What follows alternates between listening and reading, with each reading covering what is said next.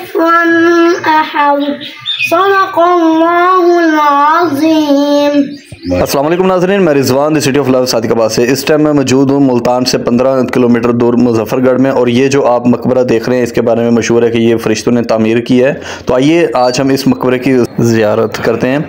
इसके रास्ते में ये बहुत सारी कब्रें मौजूद हैं, कुछ मौजूदा अभी की हैं और कुछ कब्रें पुरानी हैं। और इन कब्रों से दूर वो आपको एक मकबरा नज़र आ रहा होगा जो कि शेख सादन शहीद का मकबरा है।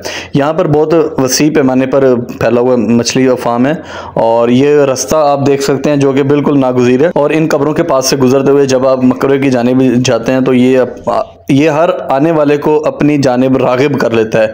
ये इंतहाई खूबसूरत मकबरा बना हुआ है जो कि 6 फीट चौड़ाई के ऊपर बना हुआ है, जिसके बारे में ये कहा जाता है कि ये शेख सादन शहीद का मकबरा है जिनके आबाओ अजदाद मोहम्मद बिन कासिम के साथ सिंध में आए थे। और ये शेख सादन शहीद मंगोलों के ख़िलाफ़ जंग लड़ते हुए इस मुकाम पर शहीद हुए थे।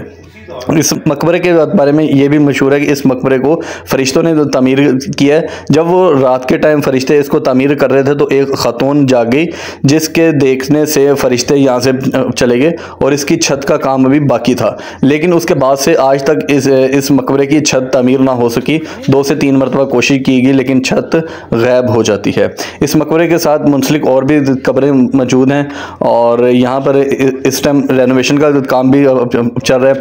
ये आप देख सकते हैं ये वो गेट है जो इस मकबरे की मेन एंट्रेंस पे गेट लगा होता है। इस मकबरे के 4 दाखिली दरवाजे हैं और यहाँ पर आप देख सकते हैं कि हमारे कमज़ोर अकायद के लोग हर जगह पे मौजूद हैं। उन्होंने अपने धागे और धागों के साथ चूड़ियाँ बांधी हुई हैं। शायद उनको ये लगता है कि इस तरह हमारी बातें मुकम्मल हो जाएंगी, इस तरह हमारी मन्नतें मुकम्मल होंगी।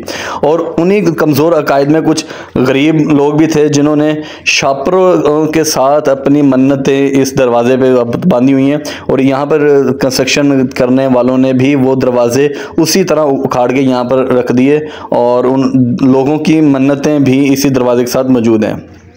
यहाँ पर आप देख सकते हैं कि इस मकबरे के ऊपर नाजुक ईंटों की खताती इंतहाई नफासत के साथ की गई है जो कि इंतहाई खूबसूरत लगती है। ये या अल्लाह और सूरत फ़तह की आयत लिखी गई हैं और सूरत फ़तह की आयत के साथ मकबरे के ऊपर लिखा जाना इस बात की अक्कासी करता है कि शेख सादन शहीद का ये मकबरा गौरी और गजनवियों के दौर का है, क्योंकि गौरी और गजनवियों के जितने भी शहीद हैं उनके मकबरों के साथ भी इसी तरह सूरत फ़तह की आयत लिखी गई हैं।